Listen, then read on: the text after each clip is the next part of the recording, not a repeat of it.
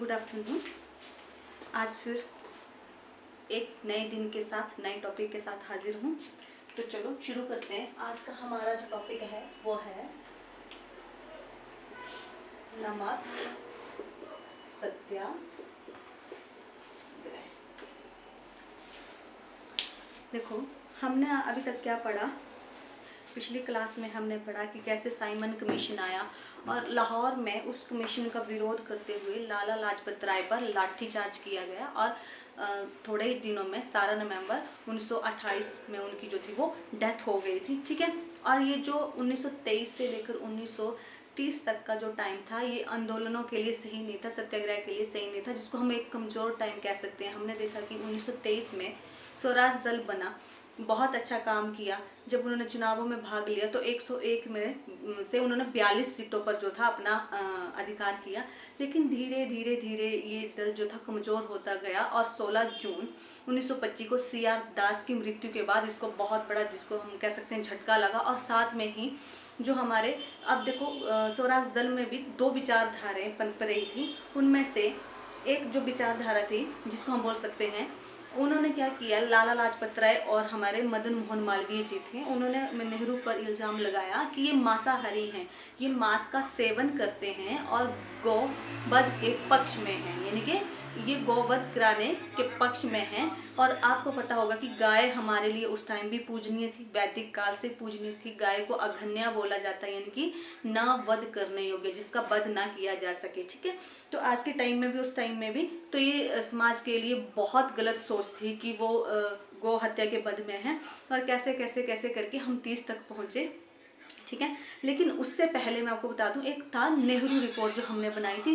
देखो, तो नेहरू रिपोर्ट जो थी वो सर्वदलीयों ने तो उसको अस्वीकार कर दिया। लेकिन 1928 में कांग्रेस का अधिवेशन हुआ और उसमें नेहरू रिपोर्ट को स्वीकार कर लिया। लेकिन उनके खुद के बेटे पंडित जवाहरलाल नेहरू और उस टाइम के सुभाष चंद्र बोस ने उस जो रिपोर्ट थी उसको स्वीकार नहीं किया और कहा कि डोमिनियन स्टेट की जगह हमें पूर्ण स्वराज चाहिए। इस पर गांधी ने और नेहरू जी ने कहा कि अंग्रेजों को 1-2 साल का टाइम देते हैं, अगर वो डोमिनियन स्टेट नहीं देंगे तो हम क्या करेंगे, आंदोलन स्टार्ट करेंगे। ठीक है। लेकिन जो युवा, जो हमारे नेता थे उस टाइम के, उनको जोर देने पर 2 साल के टाइम को हटाकर इन्होंने 1 साल का टाइम कर दिया, यानी कि 1 साल के अंदर अगर जो ब्रिटिश सरकार है, गवर्नमेंट है, वो हमें डोमिनियन स्टेट का, अधिराज्य का दर्जा नहीं देती है तो हम आंदोलन करेंगे। ठीक है। तो देखो, अब गांधी ने क्या किया कि उस टाइम का गांधी का एक न्यूज़पेपर था यंग इंडिया। इसमें इन्होंने एक लेख लिखा और 11 सूत्रीय मांगे रखी। ठीक है। ये 11 मांगे थी। ठीक है। और कहा था कि अब देखो, मैंने जिससे बताया कि आंदोलन धीरे धीरे धीरे कमजोर होते जा रहे थे। तो उस टाइम पे आप एक चीज देखो कि जब असहयोग आंदोलन हुआ था तो बहुत सारे लीडर जो थे वो गांधी को अब पसंद नहीं करते थे। उनके दिमाग में था कि क्या अब हमें अपना लीडर बनाना चाहिए या नहीं बनाना चाहिए, क्योंकि उन्होंने आंदोलन को ऐसे मोड़ से वापस लिया था, अगर उसको शायद कंटिन्यू करते तो आज़ादी मिल जाती, ऐसा उस टाइम के नेताओं का सोचना था। लेकिन गांधी ने एकदम छोटी सी घटना से जो था वो आंदोलन बंद किया था और धीरे धीरे कहीं ना कहीं गांधी जो थे वो यंग लीडर्स के बीच जो थे अप्रिय होते जा रहे थे। तब देखो, गांधी के सामने चैलेंज है, एक तो उन्होंने नया आंदोलन शुरू करना है और दूसरा कि सभी को अपने साथ लेकर कैसे चलना है। देखो, किसान, पूंजीवादी, आम जनता, जो एक आम जनता एक इम्पोर्टेंट रोल प्ले करती है किसी भी आंदोलन में, तो उन सभी को इकट्ठे लेकर कैसे चलना है, क्योंकि आम जनता भी गांधी जी को थोड़ा सा अब कम पसंद करने लगी थी। क्यों? क्योंकि असहयोग आंदोलन में सबसे ज़्यादा योगदान जो था आम जनता ने दिया था, महिलाओं ने दिया था, स्टूडेंट्स ने दिया था, एडवोकेट्स ने दिया था। तो कहीं ना कहीं थोड़ा सा जो था वो फर्क पड़ा था। अब गांधी जी के सामने सबसे बड़ा चैलेंज है कि किस मुद्दे को लेकर जो आंदोलन शुरू किया जाए और समाज के हर वर्ग को उसके साथ कैसे जोड़ा जाए। तो देखो, गांधी ने 11 सूत्रीय मांगे रखी और 11 सूत्रीय मांगों में गांधी ने हर एक वर्ग के लिए कुछ ना कुछ मांग करी। तो हम पढ़ते हैं 11 सूत्रीय मांगे क्या थी। तो देखो, मेनली 3 वर्ग को ध्यान में रखकर बनाई गई। सबसे पहले किसान, उसके बाद पूंजीपति, पूंजीपति मीन्स वो लोग जो व्यापार से संबंधित हैं, पूंजीपति। और तीसरा आम जनता, हम आप जैसे लोग, आम जनता। अब देखते हैं ये 11 सूत्रीय मांगे थी क्या। तो सबसे पहले देखो किसानों के हक में उन्होंने क्या कहा कि राजस्व में 50% की कमी की जाए। ठीक है, अब देखो किसानों पर सबसे बड़ा बोझ क्या था, जो कर जो सरकार लेती थी वो सबसे बड़ा बोझ था, क्योंकि सरकार किसी भी टाइम जो थी वो कर को बढ़ा दिया करती थी। और जब अकाल की स्थिति होती थी तो उस टाइम पे भी वो बढ़ाया हुआ कर्ज तो वही लेती थी, और उससे किसान क्या था, धीरे धीरे धीरे कर्जे में डूबता जा रहा था, कर के बोझ जो था उस पर वो बढ़ता ही जा रहा था। तो गांधी ने किसानों को नजर में रखते हुए क्या बोला कि भू राजस्व जो हम टैक्स देते हैं, भूमि टैक्स जो देते हैं, उसमें 50% की कमी की जाए। ठीक है, तो इससे क्या हुआ कि किसानों को लगा कि गांधी जी हमारे हक की बात कर रहे हैं, गांधी हमारे बारे में सोच रहे। इससे क्या हुआ कि जो किसान थे सभी को, गांधी को खुद पता था ये मांगे कभी मानी ही नहीं जाएगी, ब्रिटिश सरकार जिसको स्वीकार नहीं करेगी, लेकिन गांधी को समाज के हर वर्ग का सहयोग चाहिए था। तो उन्होंने ये मांगे रखी किसानों के लिए कि 50% की कमी की जाए। तो किसान खुश हो गए, क्योंकि वो सबसे बड़ा बोझ तो करों का था कि 50% कमी होगी तो उनको थोड़ा सा जो था वो रिलैक्स मिल जाता। ठीक है, अब देखो दूसरी चीज क्या रखी इन्होंने, नमक कर समाप्त किया जाए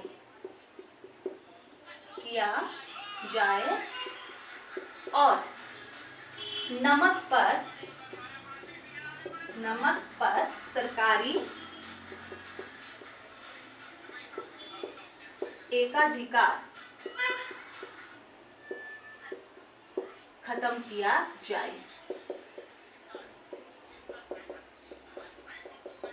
ठीक है, अब देखो नमक जो है एक बेसिक नीड है हर घर में। ठीक है, तो ब्रिटिश सरकार जो थी वो नमक पर भी कर लगाती थी। ठीक है, और एकाधिकार था कि नमक जो है सिर्फ और सिर्फ जो है सरकार ही बना सकती है, हम आप जो भारतीय जनता है वो नमक नहीं बना सकते, यानी कि उस पर उन्होंने एकाधिकार जो था स्थापित कर लिया था। अब देखो नमक बनाना कोई इतना बड़ा काम नहीं था, नमक समुद्र से ही वो नमक लाते थे, लेकिन उन्होंने उस पर एकाधिकार कर लिया और वो किसी और को नमक नहीं बनाने देते थे। ऐसे ही बहुत सारे जो उद्योग धंधे थे उनमें भी उन्होंने एकाधिकार जो था वो स्थापित कर लिया था, जिससे भारतीयों को बहुत सारी प्रॉब्लम जो है वो फेस करनी पड़ रही थी। ठीक है, अब बात करते हैं पूंजीपतियों की। ठीक है, अब पूंजीपतियों के लिए उन्होंने क्या मांगे रखी कि रुपए की विनिमय दर घटाई जाए। ठीक है, घटाई जाए। और दूसरा इन्होंने क्या चीज बोली कि विदेशी जो है विदेशी आयात कम किया जाए और आयात कर लगाया जाए।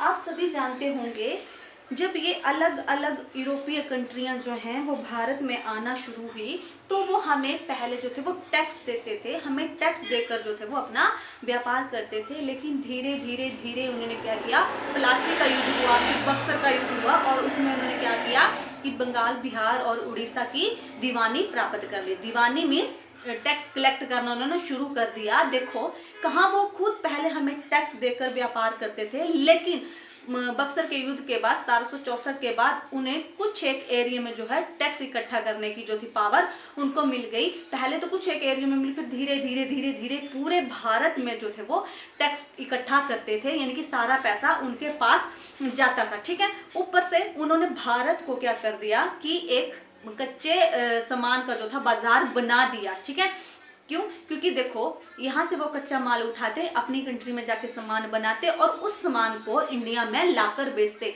और देखो जब वो सामान लाते तो उन पे आयात कर नहीं लगता था, लेकिन जब हम अपनी वस्तुएं बाहर उनकी कंट्री में बेचना चाहते थे तो हमें निर्यात कर देना पड़ता था। ठीक है, अब क्या हुआ, देखो क्या बोला गया इन मांगों में, विदेशी आयात कम किया जाए और उन पर आयात कर लगाया जाए। अब देखो गांधी जी जानते थे ये तो पॉसिबल नहीं है कि हम बाहर से आयात ना करें। आज के टाइम में भी देखो कुछ एक चीजें हम इंडिया से बाहर भेजते हैं और कुछ एक चीजें हम बाहर से इंडिया में लाते हैं। ठीक है, ऐसे ही जो है वो अर्थव्यवस्था चलती है। गांधी को पता था देखो आयात कर को खत्म नहीं किया जा जो विदेशी वस्तुएं हैं उनका आयात करना खत्म नहीं कर सकते उनके आयात को, लेकिन क्या कहा, आयात को कम करिए, यानी कि विदेशी वस्तुओं को कम खरीदिए। और अगर विदेशी वस्तुएं भारत में आ रही हैं तो उन पे टैक्स लगाया जाए ताकि वो महंगी हो जाए और हम भारत के जो लोग हैं उनको खरीद ना पाएं। और उससे हमें क्या लाभ होगा, हमें ये लाभ होगा कि हम भारत में बनी हुई चीज़ों का इस्तेमाल करेंगे, यानी कि हम स्वदेशी का इस्तेमाल करेंगे। और जब हम स्वदेशी का इस्तेमाल करेंगे तो भारत की अर्थव्यवस्था जो है वो स्ट्रांग बनेगी, शक्तिशाली बनेगी। क्यों? क्योंकि उससे उद्योग धंधे बढ़ेंगे। तो जब उद्योग धंधे बढ़ेंगे तो हम पैसा भी भारत में आएगा, जब पैसा भारत में आएगा तो सारे खुश हो जाएंगे, आम जनता हो, पूंजीपति हो या फिर किसान हो। तो क्या कहा उन्होंने कि विदेशी आयात थोड़ा कम किया जाए और कुछ एक चीजें हमें बाहर से लानी भी पड़ती हैं तो उस पर आयात कर लगाया जाए। ठीक है, अब ये जो चीजें आती थी, विदेशी चीजें जो भारत में आती थी, इनकी जो वैल्यू होती थी वो बहुत कम होती थी। ठीक है, क्योंकि उन पर टैक्स नहीं लगता था तो इनकी वस्तुएं बहुत सस्ती होती थी और भारत में बहुत बड़े लेवल पे बिकती थी, जबकि भारत की वस्तुओं पे जो था वो टैक्स लगता था और वो महंगी हो जाती थी। बेशक हमारी चीज़ों की क्वालिटी बहुत अच्छी होती थी लेकिन वो बहुत कम जो थी वो बिकती थी और विदेशी चीज़ें अधिक बिकती थी। ठीक है, अगला क्या किया कि तटीय यातायात रक्षा बिल जो है वो पास किया जाए, बिल पास किया जाए। आपको हमने जब आधुनिक भारत पढ़ना शुरू किया था तो मैंने आपको बताया था ब्लू वाटर पॉलिसी चलाई थी पुर्तगालियों ने कि समंदर पर जो था उन्होंने क्या कर लिया था, एकाधिकार कर लिया था। ठीक है, और उन्होंने क्या किया था, जो ब्लू वाटर पॉलिसी है उसके अकॉर्डिंग कोई भी कंट्री वहां से अगर आएगी तो पुर्तगालियों की परमिशन से आएगी, यानी कि अब उनको पूछ के, यहाँ तक कि जब हमारा मुगल काल चल रहा था तो उस पे भी हमें एक लेटर लिखना पड़ता था ताकि पुर्तगाली हमारे जहाज को न रोके। यानी कि समंदर पे जितना भी पानी के रास्ते उन पे क्या था, यूरोपियों का अधिकार था और हमें भी उनकी परमिशन से जाना पड़ता था। परमिशन मीन्स कि हमें एक लेटर की ये इस राजा का जहाज है तो उसको पकड़ा नहीं जाता था और अदरवाइज उस पर टैक्स लगता था। उन्होंने बोला कि तटीय यातायात रक्षा विधेयक पास किया जाए, सभी के लिए वो है ओपन कर दिया जाए, किसी एक के लिए उसका किसी एक का एक अधिकार उस पर ना रहे, सभी उसका जो है वो यूज कर सके।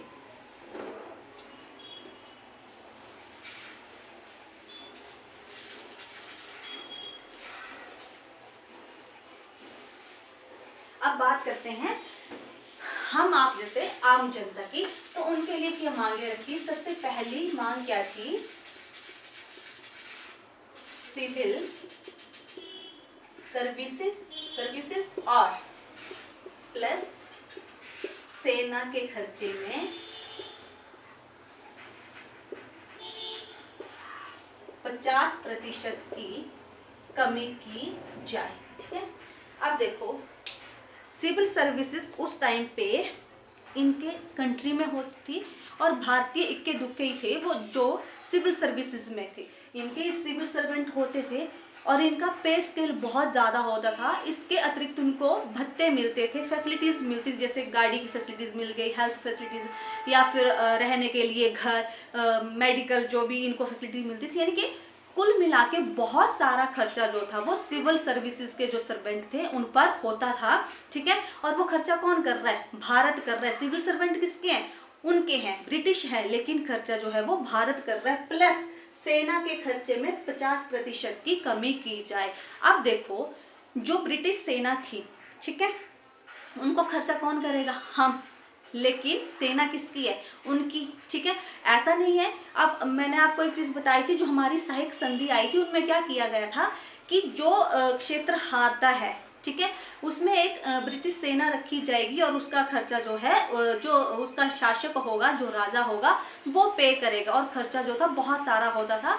और एक चीज मैं आपको बता दूं, कहीं सेना अदर जैसे मेसोपोटामिया भेजते थे या कहीं और भेजते थे, तो वो खर्चा भी कौन कर रहा है? भारत ही कर रहा है।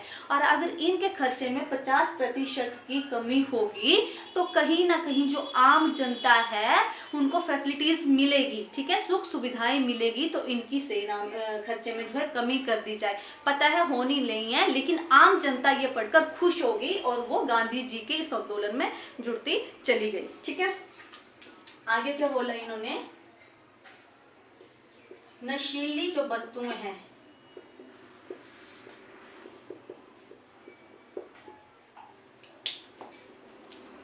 नशीली वस्तुएं और मद्यपान पर रोक लगाई जाए। ठीक है, मैं आपको बता दूं, ये जो शराब की लत लगी है या कुछ ऐसे नशीली वस्तुएं खाने की लत लगी है, ये किसकी देन है? ब्रिटिश की देन है। हम छोटा सा एग्जांपल लेते हैं चाय का।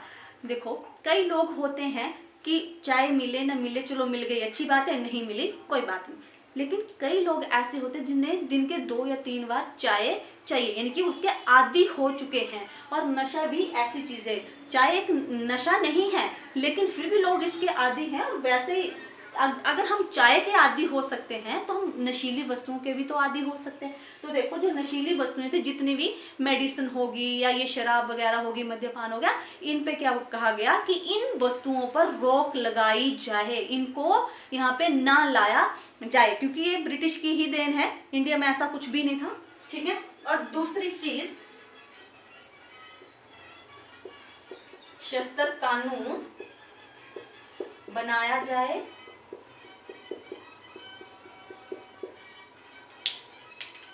और भारतीयों को आत्मरक्षा के लिए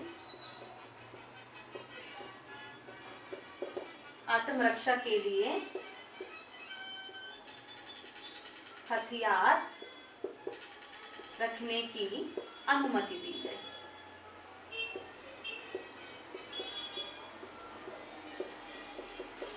ठीक है, अब देखो, इनका शस्त्र कानून जो था वो बहुत ही टफ था। ठीक है, अब क्या क्या उसमें कमी दी जाए, उसमें परिवर्तन जो है, शस्त्र कानून बनाया जाए, उसमें शस्त्र कानून तो पहले से ही था, उसमें परिवर्तन किया जाए और भारतीयों को अपनी रक्षा के लिए हथियार रखने की अनुमति दी जाए। उस टाइम तक जो था, भारतीय अपने पास हथियार नहीं रख सकते थे। ठीक है, ब्रिटिश अपने पास हथियार रखते थे। अगर किसी भारतीयों के पास हथियार है भी तो उसका लाइसेंस बनाने के लिए ब्रिटिश के ऑफिस में ही जाना पड़ता था, और ये प्रोसेस जो था उनका वो बहुत ज़्यादा टफ था। ठीक है, तो क्या कहा जाए कि हमारा शस्त्र कानून जो है उसमें परिवर्तन किया जाए, ठीक है, उसको इजी बनाया जाए, आसान बनाया जाए, और हम जो भारतीय हैं उन्हें अपनी रक्षा के लिए हथियार रखने की अनुमति दी जाए। ठीक है, और आगे क्या बोला इन्होंने? राजनीतिक बंदी हैं, कैदी हैं, रिहा किया जाए, और कम से कम गैर हिंसक। ठीक है, अब देखो, जितने भी आंदोलन चले थे, हम 1905 से आधुनिक भारत पढ़ते आ रहे हैं। आधुनिक भारत तो हम 1498 से पढ़ते आ रहे हैं, जब यूरोपीय कंपनियों का आगमन हुआ था, लेकिन हम 1905 से जो थे, भारतीयों ने रेगुलर जो थे वो आंदोलन करने शुरू किए थे, वो जागरूक हो चुके थे, और तब से बहुत सारे कैदी जो थे, सरकार ने उनको कैद करके रखा था, बहुत से व्यक्तियों को कैद करके रखा था, बंदी बना के रखा था। ठीक है, तो गांधी ने क्या कहा? राजनीतिक बंदी को रिहा किया जाए, जितने भी कैदी हैं उनको रिहा किया जाए, और कम से उन कैदियों को जिन्होंने कोई हत्या नहीं करी है किसी की। अब एक चीज बता दूं, यहाँ पे भगत सिंह, राजगुरु और सुखदेव भी हैं। ठीक है, लेकिन गांधी ने सिर्फ बोला क्या? राजनीतिक कैदी को रिहा किया जाए जिन्होंने किसी की हत्या नहीं करी है, किसी का मर्डर नहीं किया है। गांधी जी चाहते तो यहाँ पर उनको आज़ाद कराने की बात भी कर सकते थे, लेकिन सिर्फ और सिर्फ क्या बोला, कम से कम गैर हिंसक जो कैदी हैं उनको निकाला जाए। ठीक है, अब देखो इतनी सारी डिमांड्स जो हैं गांधी रख रहे हैं। ठीक है, अब गांधी को खुद भी पता है ये वो मांगे हैं जो बहुत महत्वपूर्ण है। 11 है, ये 11 नहीं हुई है, लेकिन यहाँ से ही आपको क्वेश्चन जो है वो उठता है। ठीक है, तो क्या कहा गया कि इनको रिहा कर दो, लेकिन गांधी को खुद भी पता था कि ये मांगे रिहा नहीं होनी है। और क्वेश्चन आता है कि 11 सूत्रीय मांगे सबसे पहले कहाँ आई, यंग इंडिया में एक लेख लिखकर गांधी ने, ठीक है, जो आपको बता दूं यंग इंडिया जो न्यूज़पेपर था गांधी का, उसको अंग्रेज भी पढ़ते थे, इसलिए गांधी ने इस न्यूज़पेपर में ये मांगे जो थी वो लगाई थी। अब इन मांगों को मानने के लिए गांधी ने 31 जनवरी 1930 का समय दिया कि अगर 31 जनवरी तक जो है इनकी मांगे जो सरकार स्वीकार या अस्वीकार नहीं करती, यानी कि कोई जवाब नहीं देती हैं, तो वे आंदोलन करेंगे। ठीक है, लेकिन हुआ क्या,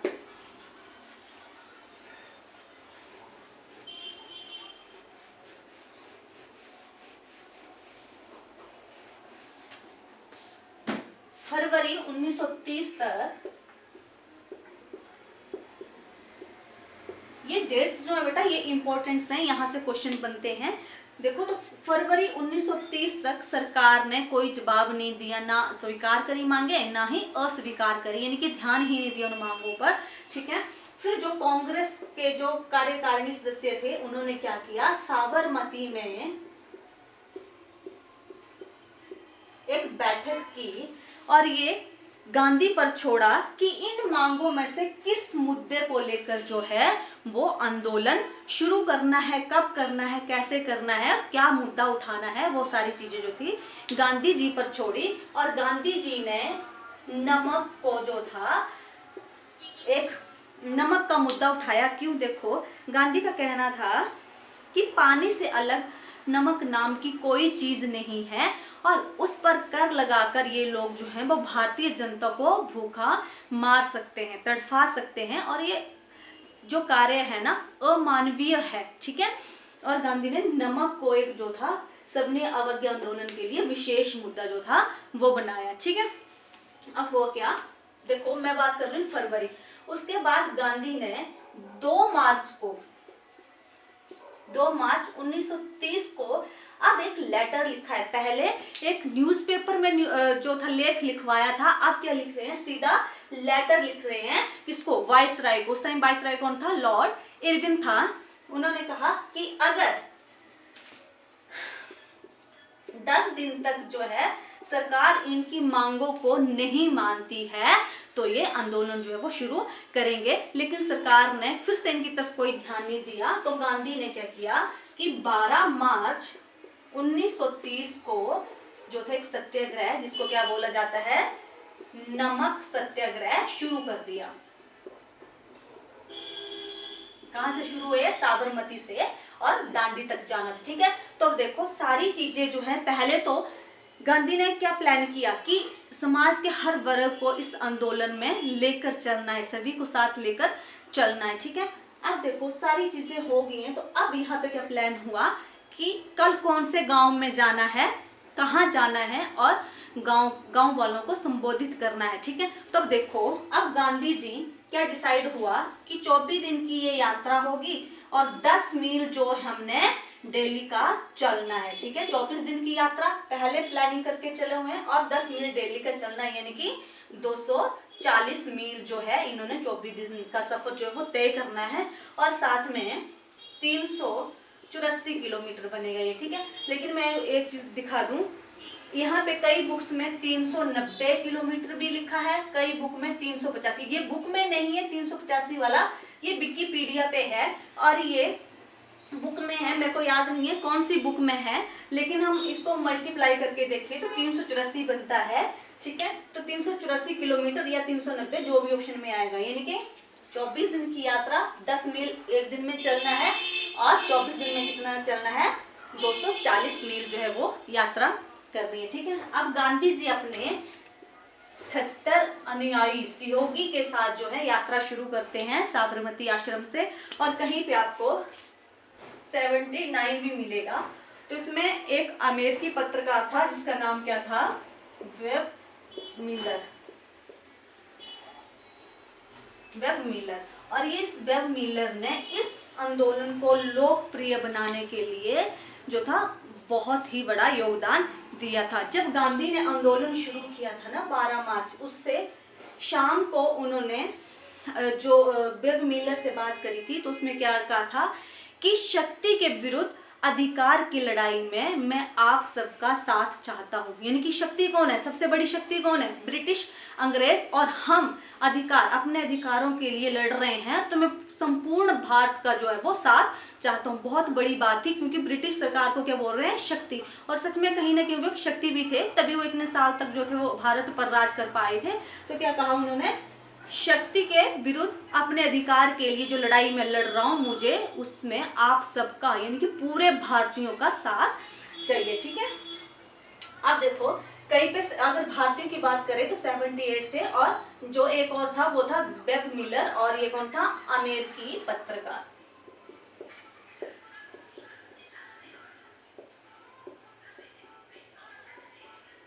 ठीक है, अब देखो 24 दिन की जो यात्रा है, तो ये 5 अप्रैल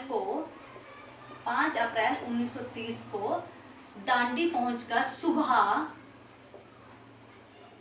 6:30 पर गांधी ने क्या किया, नमक कानून तोड़ा। कोई बहुत बड़ा ऐसा कुछ नहीं था, यानी कि समुद्र से पानी उठाकर क्या कहा कि मैंने नमक कानून जो है वो तोड़ दिया, यानी कि नमक बना लिया। और उसके बाद बहुत सारी जगहों पर जो गांधी ने 9 तारीख को एक घोषणा की, और उनमें क्या कहा कि लोकल लेवल जितने भी लोकल लीडर्स हैं अपने अपने क्षेत्र में जितना भी है संभव होता है नमक बनाएं। ठीक है, और इसी नमक सत्याग्रह को हम क्या बोलते हैं, सॉल्ट सत्याग्रह। ठीक है, या फिर दांडी मार्च, या फिर श्वेत सत्याग्रह। ठीक है, और सुभाष चंद्र बोस जो गांधी के बारे में उन्होंने क्या किया, गांधी की जो ये यात्रा थी उसकी तुलना उन्होंने नेपोलियन की जो एक यात्रा थी एल्वा से पेरिस तक की जो उन्होंने यात्रा थी उससे की थी। ठीक है, तो ये क्वेश्चन आ सकता है। तो आज हमने ये सारी चीजें पढ़ी, नमक सत्याग्रह कैसे शुरू हुआ और कैसे कौन सी जो एक बेसिक नीड है जिसको उठाकर हमने सविनय अवज्ञा आंदोलन जो है करना है। क्यों, देखो नमक जो है हर घर की नीड है, आटा है और नमक है तो आप भूखे नहीं मर सकते हो। ठीक है, सिंपल आटे से काम नहीं चलेगा। ठीक है, नमक बहुत जरूरी है। तो उन्होंने उस चीज को उठाया जो कि बेसिक नीड थी, हर घर की औरतों की बेसिक नीड थी, उसको उठाकर उन्होंने जो था वो आंदोलन शुरू किया, सविनय अवज्ञा आंदोलन। हम कल पढ़ेंगे सविनय अवज्ञा आंदोलन का जो है प्रचार प्रसार वो कैसे कैसे हुआ। धन्यवाद।